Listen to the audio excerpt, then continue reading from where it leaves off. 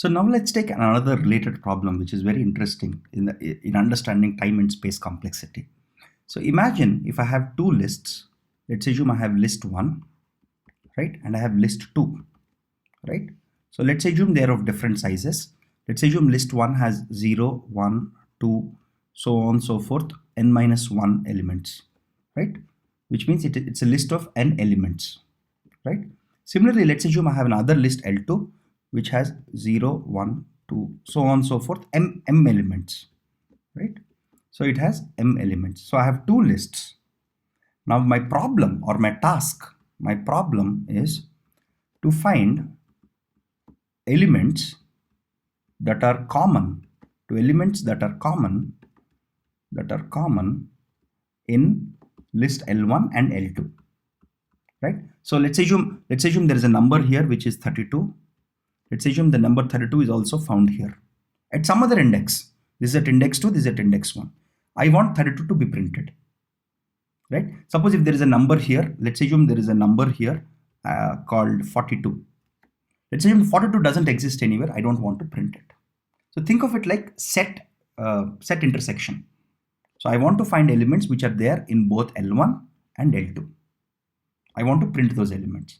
Now, what is the time complexity for? So let's look at the simplest of solutions or the algorithms. The solution goes as follows. So first I'll run. So which is the smaller loop here? Let's take L1, right? So let's assume just for simplicity that m is less than equal to n, just for simplicity. Okay, of course, given two elements, one of them will be less than equal to the other. Given two numbers, one of them will be less than equal to the other number, right? Let's just assume for simplicity that m is less than equal to n, just for simplicity. Now comes the fun part. To find common elements, what do? I take the 0th element here. First, I take the 0th element as my query element. I take the 0th element as my query element. I'll say q equals to the 0th element. Now I try to find that q in each of them. Remember, my lists are not sorted. Neither of my L1 and L2 are not sorted. So we wrote a simple algorithm, right, where I can find a given query element in another list. So how much time does it take to find this element in this? It would take me the first element, it will take me roughly m comparisons to check whether it exists in this list or not.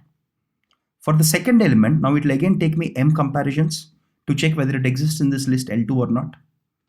Third element, I'll again take m, so on and so forth. For each of these elements, I'm doing m comparisons to see whether it's present in L2 or not. So what is my total number of comparisons? So my total number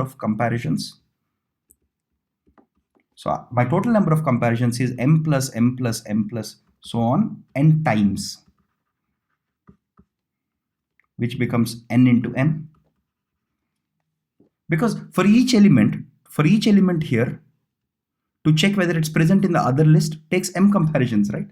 So the time complexity for this is order of n into m, right? These are the roughly these are the number of comparisons I have. Right? This is the simplest of algorithms. Now let's see the code for this. This is clear, right? What about space? So this is taking order of n plus m time. What about space? It's order of 1 because I'm not using any additional space in addition to what was already given to me. I was given L1 and L2. This is my input, right? Within this solution, I'm not using any more additional space. I'm just using like a value of q to store, right? That's like negligible, right? It's still order of 1 space.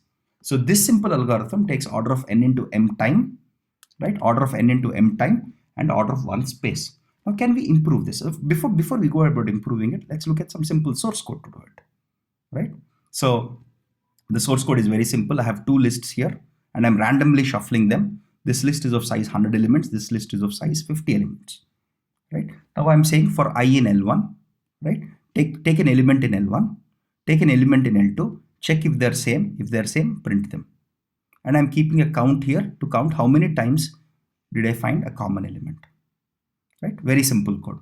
Now, whenever you see this twin loop, right? This loop will run because L2 is of size m. This loop will run m times and this loop will run n times. and the total time is n into m, right? Order of n into m.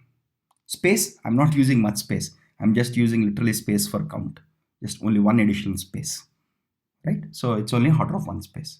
Now the question here is, can we improve this using some interesting data structures? We'll see that in the next video.